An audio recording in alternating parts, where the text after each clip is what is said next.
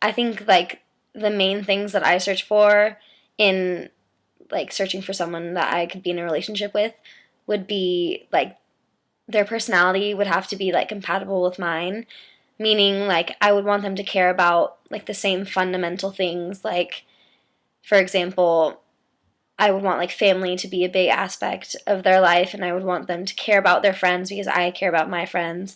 I would also want them to, like, worry as much about me as I, like, worry about them. I have an amazing relationship and I get to experience all the romantic and great times that I have in that relationship.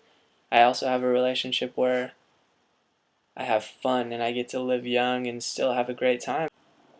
The cost of my relationship is it's a pretty pricey one, but I mean, with anything that you have a passion for, anything that you're dedicated to, there's a pricey cost. And with any successful relationship, there is a lot of communication that's required, and along with that comes arguments and fighting. But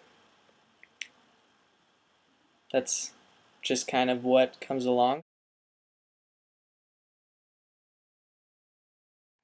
I don't think anyone was pressured. I think it just happened like kind of naturally after like a week of just kind of, or a week and a half, I guess, of just kind of dating and messing around and hooking up, I guess, just casually. But I don't think anyone was pressured. I mean, not at least the first time.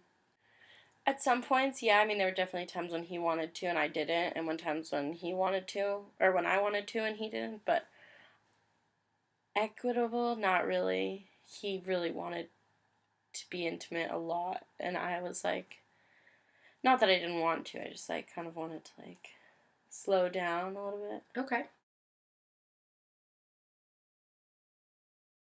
For me, I feel like sexual satisfaction means like a comfortable level of intimacy with both partners, and kind of like for there to be a mutual like level of effort from both partners as well to like satisfy one another.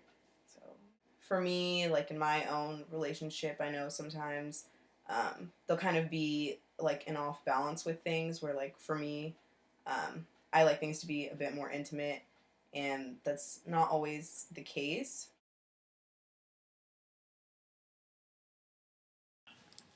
Okay, so Claire, how do you feel when your partner refuses sex? I feel sad because if I want to do it, I feel like I'm rejected if they don't want to, or like what's wrong with me. So I feel kind of sad about it. How do you feel about being the one to initiate sex?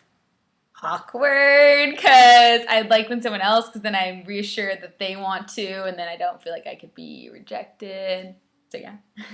How do you feel about your partner initiating sex? Perfect. That's totally the way it should be done. What I've come to learn is that the 1 in 100 rule always works. You can ask 100 people, all of them can say no, but there's likely to be that one person who says yes. So even though refusal sucks, there's always that counterbalance of finding that one who's going to say yes. When it comes to initiating sex, I have no problem with it, as long as you feel comfortable with the person.